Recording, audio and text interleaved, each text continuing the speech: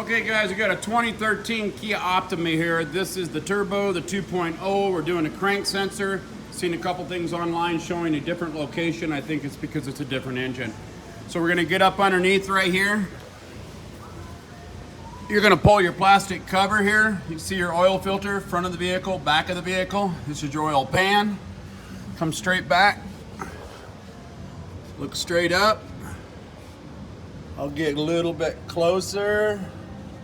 Bam, right there. So there's a tin cover. It's got two 10mm bolts. One here, one up here. Move that tin cover and one 10mm bolt for the crank sensor itself. Unplug the pigtail. Plug in the other one. So here we are at the CV axle, straight up.